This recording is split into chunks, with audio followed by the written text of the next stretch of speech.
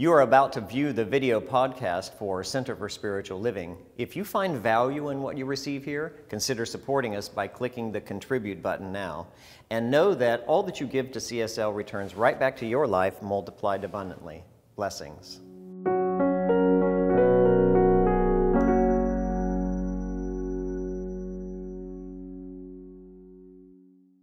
This community has created 7 core values, and they are what this community stands for. You know, if we don't stand for something, we fall for anything, yes? So these are the 7 core values for which we stand here at Center for Spiritual Living. They are love, healing, oneness, abundance, spiritual growth, service, and diversity. And today we're focusing on spiritual growth.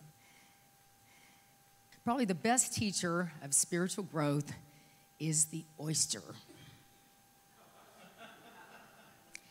The oyster gets that irritating little speck of sand, and what does it do?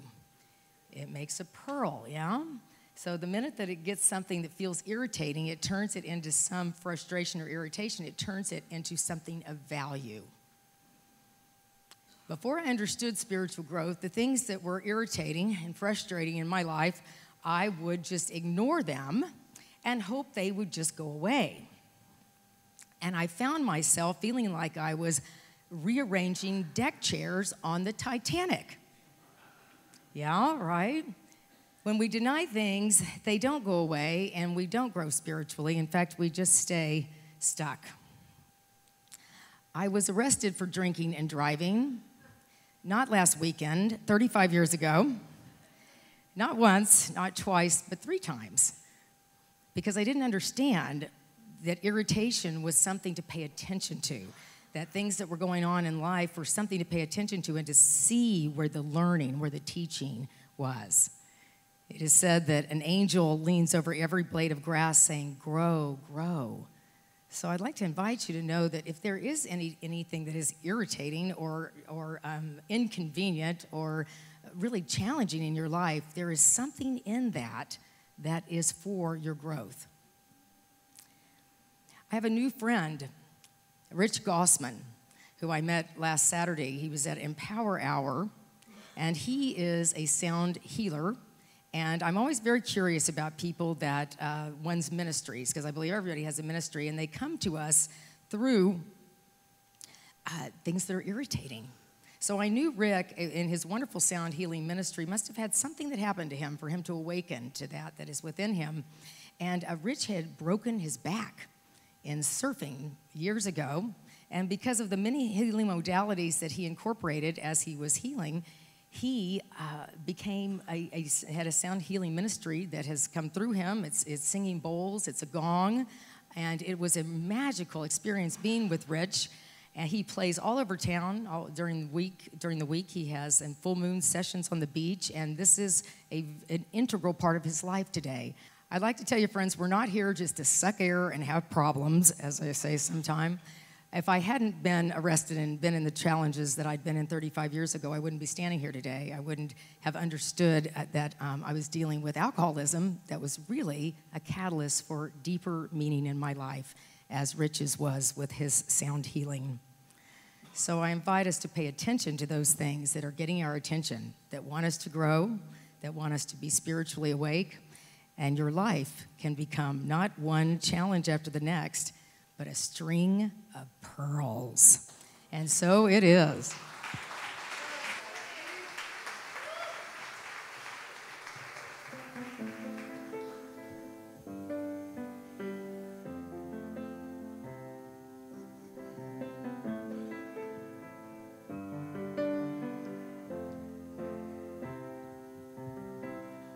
Walk blindly to the light. Reach out for his hand. Don't ask any questions. Don't try to understand. Open up your mind and then open up your heart. You will see that you and me aren't very far apart. 'Cause I believe that love is the answer, and I believe love will find a way. Violence is spread worldwide, and there's families on the street separating children now. Oh, why can't we just see that all we do is eliminate our future with the things we do today? Some money is our incentive now. Does that make it okay? 'Cause I believe that love is the answer, and I believe love will find a way. I believe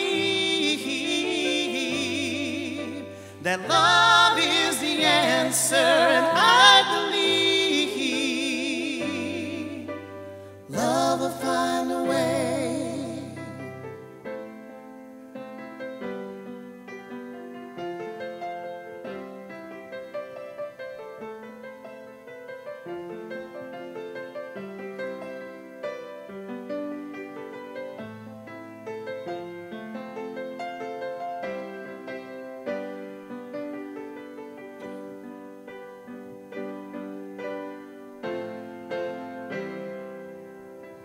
Walk blindly to the light and reach out for my hand. Don't ask any questions and don't try to understand. Open up your mind and then open up your heart, and you will see that you and me aren't very far apart. 'Cause I believe that love will see us through, and one day we'll understand to see each other as people and not just another man. 'Cause I believe that love is the answer. I believe love will find a way. I believe that love is the answer. I believe love will find a way. Love will find a way. Love will find a way. Love will find a way. Love will find a way. Love will find a way. Love will find a way. Love will find a way.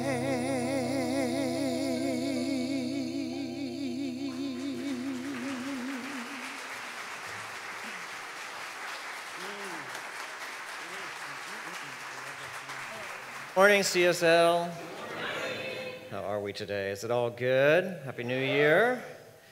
So you may know this about me already, and it might be redundant to say, but clearly God has not designed me for a life in the country. Even though I lived almost half of my life in the Midwest, I am not one of those people who appreciates the prairie. When I drive across the big wide open spaces of our country, I think to myself, why, in God's name, would anyone ever want to live way out here in the middle of nowhere? And yet, I understand that there are people who are completely different from me, who are opposite, who absolutely love that kind of rural setting.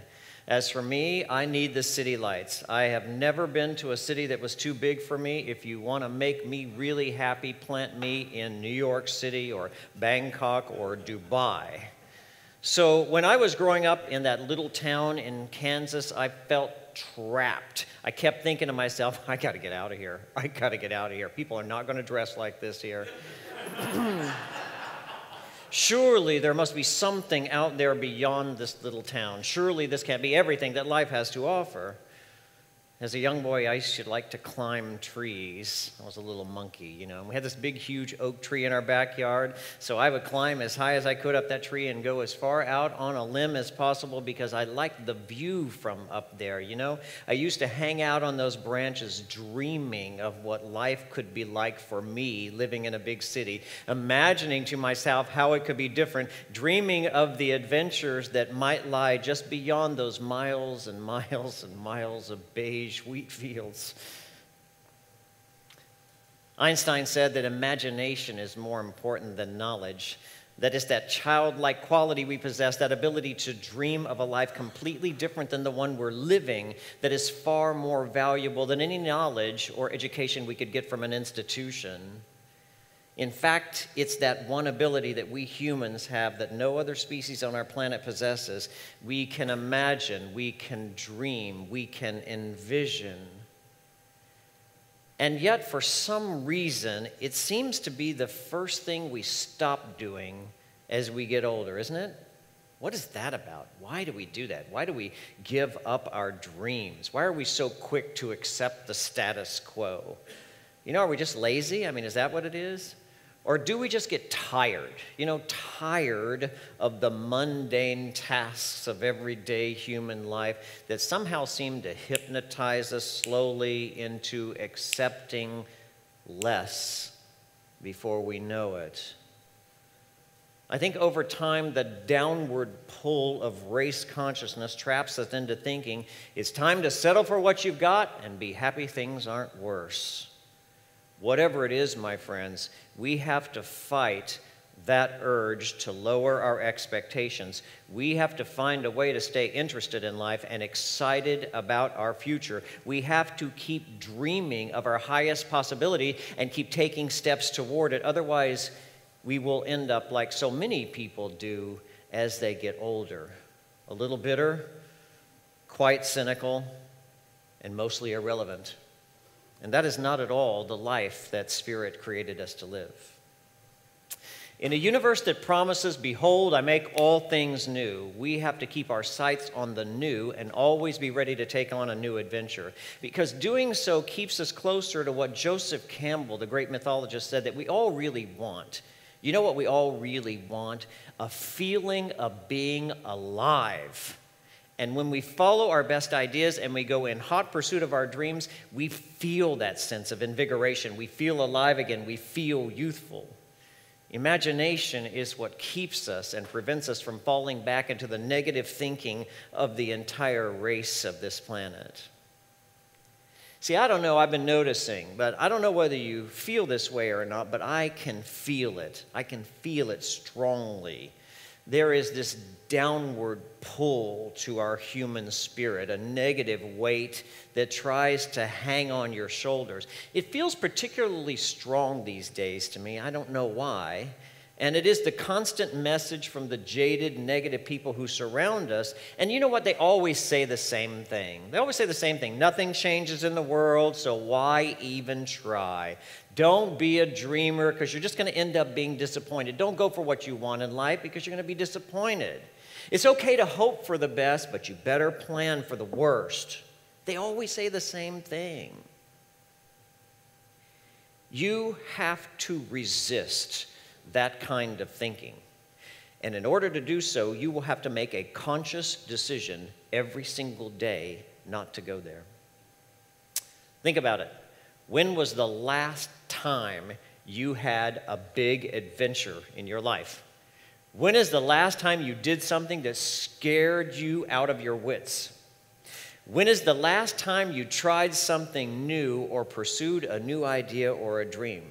My advice, put yourself out there beyond your comfort zone because that's where life is happening, man. That's where all the excitement and the adventure is. If you want a big life, you have to dream big. You might even have to go out on a limb, and that's okay because it's out there where everyone else is afraid to go, too afraid to go, where you will find the promise, behold, I make all things new.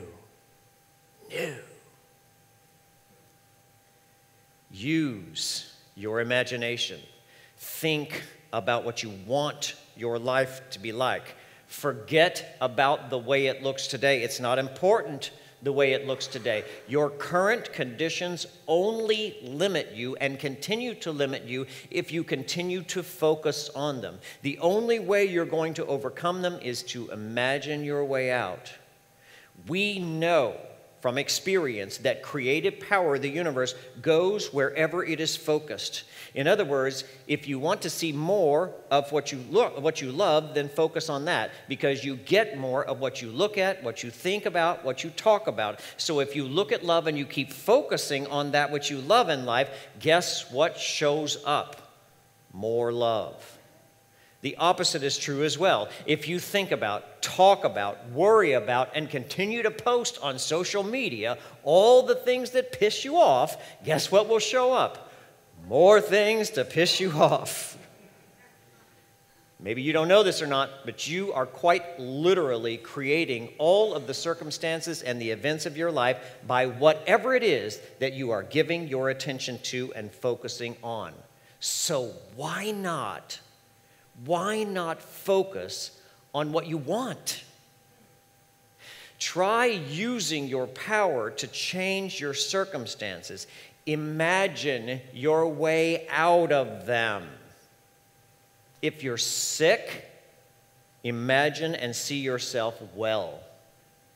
Imagine that this perfect intelligence that created and sustains the universe is within your body right now, sustaining its own wholeness according to its perfect design.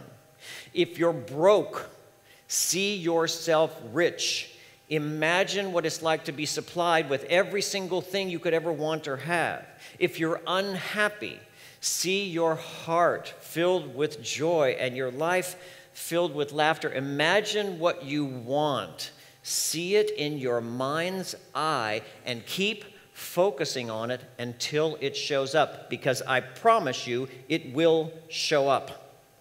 Don't sit in bad circumstances whining about how life sucks. Take your power back and use it, for God's sake.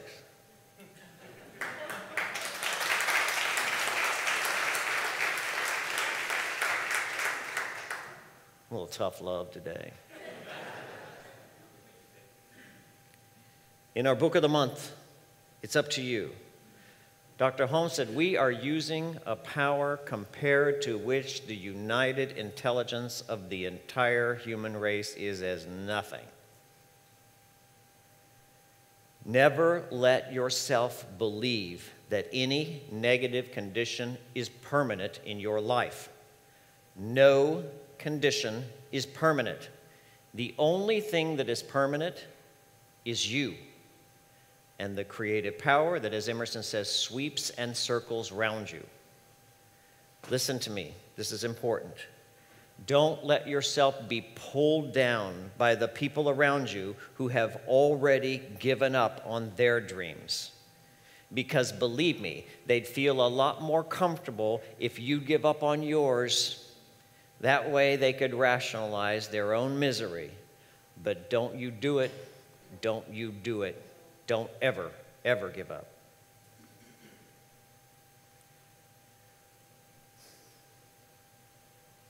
You might remember a guy who made his living on nothing but his imagination.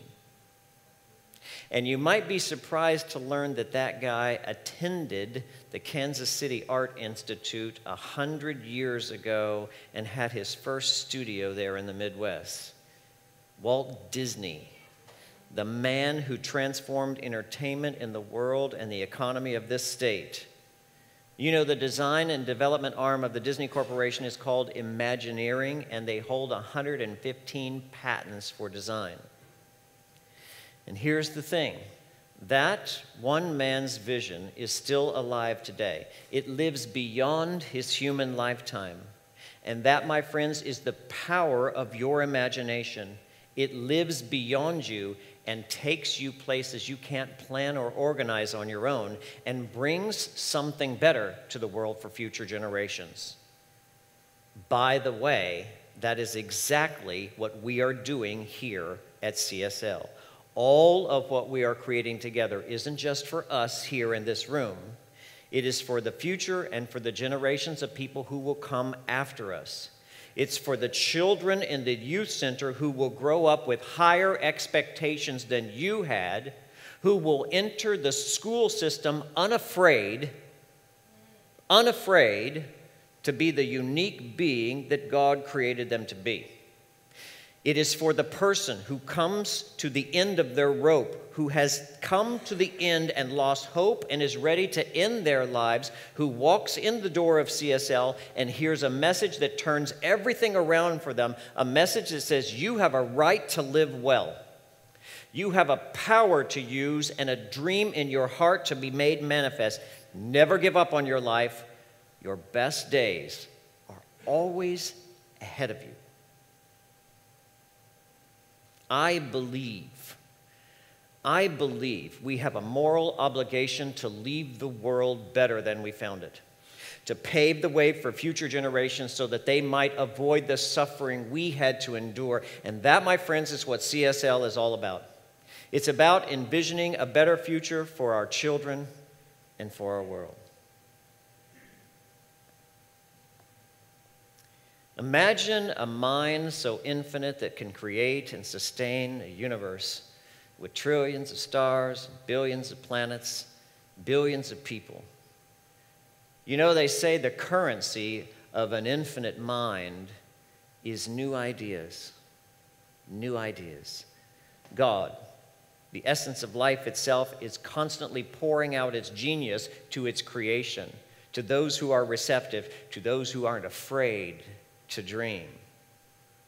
All great women and men are visionaries. They know what Einstein said is true, that imagination really is the greatest asset you possess and the most valuable use of your time. The world is full of people who know this already. We have lots of examples of women who followed their dreams and men who used their imagination to overcome obstacles. This isn't new stuff. This is basic, fundamental principles of our teaching, Science of Mind. We just have to remember to practice it every day. Something else you might know about me. Do you know I'm a Mac daddy? I am. Yeah, I have an iMac and an iPad and an iPhone. I'm thinking about getting an Apple Watch. They don't call them iWatches, do they? I'm all about the Apple products, and the reason I love their stuff is because there's so much imagination put into the creation of their products. So I thought it might be helpful to share the advice of the co-founder of Apple, Steve Jobs, which seems more powerful since his passing. Listen to what he had to say.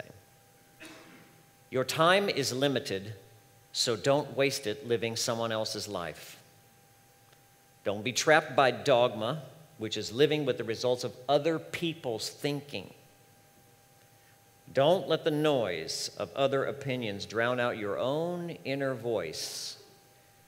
And most important, have the courage to follow your heart and intuition. They somehow already know what you truly want to become. Wisdom from the grave. So here is the challenge I leave you with today. I think you might be spending too much of your time entertaining yourself. In front of the TV, numbing out your brain or avoiding life in some other way. So this week, I challenge you to spend 30 minutes a day imagining your life as you want to see it. Not as it is, as you want to see it. And you can do this in a couple of ways if you like. If you like, you can sit and meditate on your best ideas, sit in the question of what is the highest possible good for my life, and then maybe you journal about it. Or maybe you can do something more crafty, like you can create a vision board or an art project. I'm telling you, the best investment that you can make for your future is to imagine the life you want to live. That's how you get there. That's how you step into it, by seeing it first in here in your mind's eye. You know, the slogan of the United Negro College Fund is, "A mind is a terrible thing to waste." And you are wasting your creative power if all you are doing is living the status quo. You have been given a dream, the dream of a better life. It is there for a reason. It is the coming attractions of what is possible for your life, and that's why it keeps coming up. It is a sign from God. It is your dream. It is coming to you because it was specifically designed to match your unique talent and your unique character. Don't you dare go to your grave not having had the courage to pursue it. And it doesn't matter. It doesn't matter if it ever comes full-orbed into your experience or life. What matters is that you had the courage to take steps toward it, and your life became an adventure story and not just another soap opera. And so ends the lesson.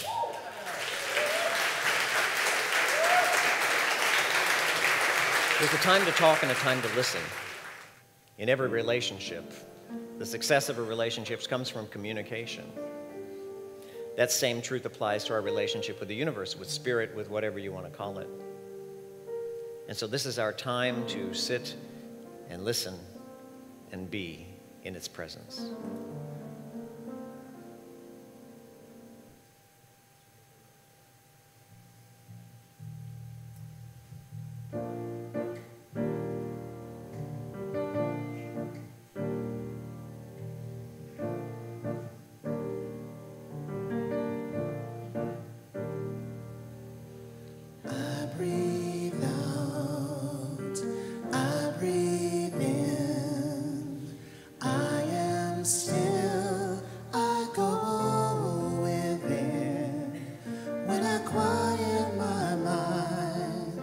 The stillness I find, Spirit meets me there, Spirit meets me there.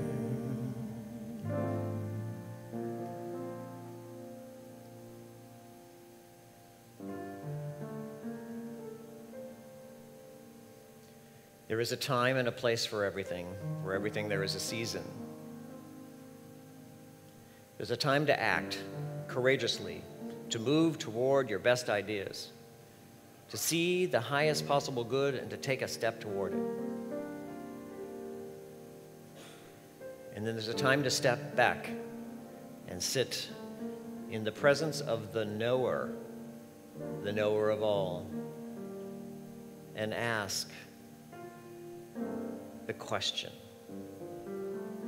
what is the highest possible good that could unfold from my life right now?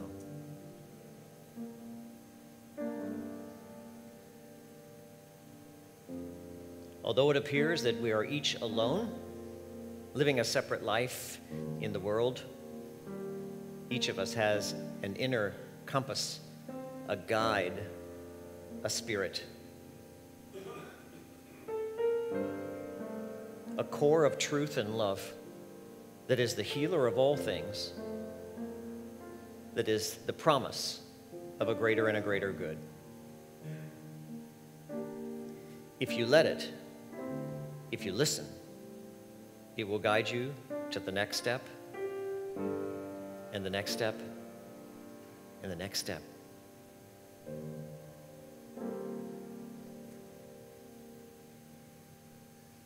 Let's take some time this morning to be together in this room, to sit and to listen,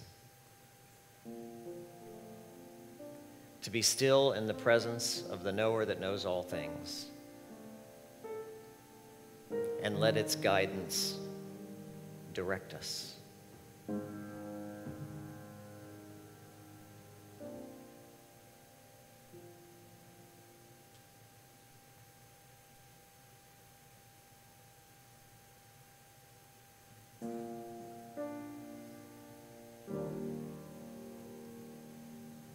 Don't be afraid of the silence. It's not merely the absence of noise. It is the presence of an unobstructed power. It is the presence of love. And in its presence, all are healed and made new again. We experience, accept, and claim the gift of wholeness, wellness, and goodness, and are blessed from this day evermore. And so it is.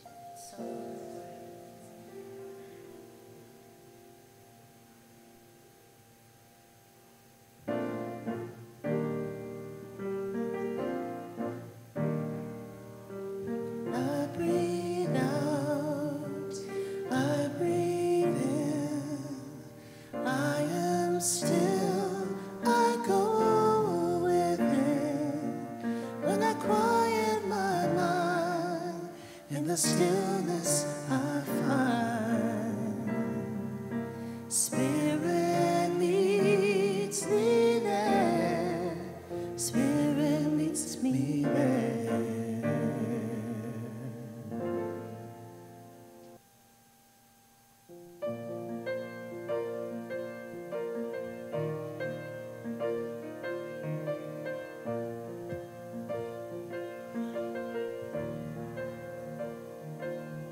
There's a voice softly whispering inside my head, telling me it's gonna be alright.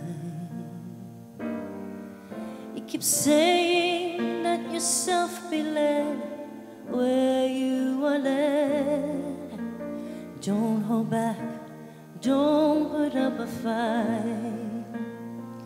It tells me trust the wind, breathe the air. There's a place you're meant to be, and you're already there. Open up your heart and let life in. You know you can always trust the wind.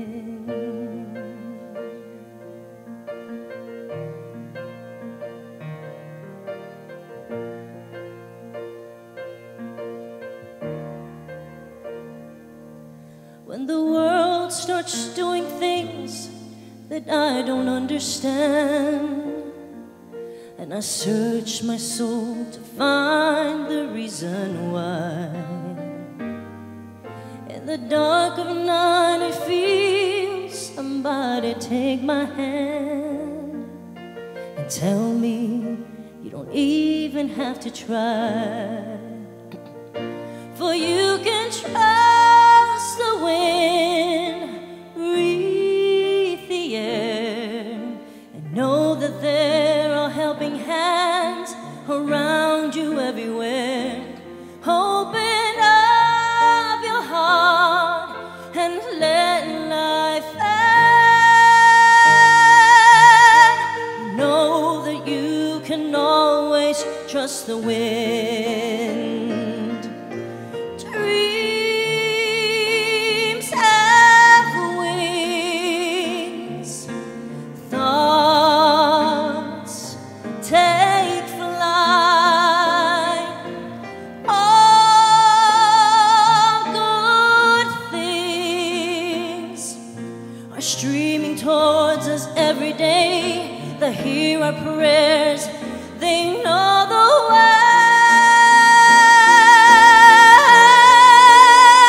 Come on and trust the wind, breathe the air. Let it take me on its wing and let me carry there. I'll open up my heart and let life in. I know wherever breezes blow, wherever winding river flows, I'm going to where I need to go. I can trust the wind.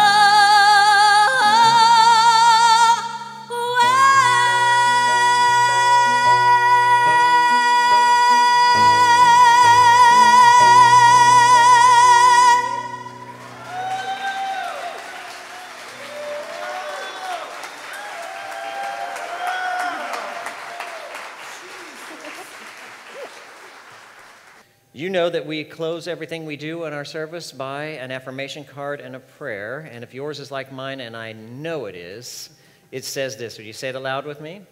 There is a spiritual law that responds to my thoughts by manifesting what I believe.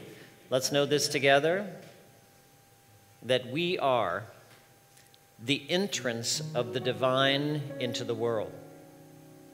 That it created out of its own mind an idea of a way in which it wanted to express and individualize that idea, breathed life into it, and gave us all each a body. We are the presence of a spirit that never dies, a life that has no end, a power that knows no limit, and a love that has no condition. The way in which we co-create with that power is to focus on, give attention to, and admire and love the very thing we want to create. Let's give our attention this week to love, to joy, to ease, to power, to presence, to wealth, to goodness.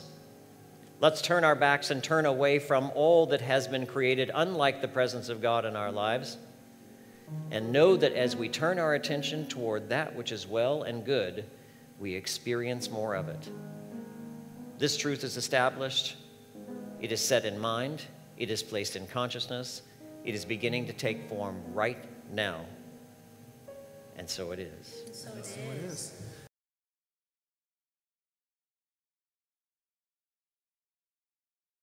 Thank you for watching, and thanks for supporting CSL. If you'd like to know more about us, check us out on our website or social media. Blessings.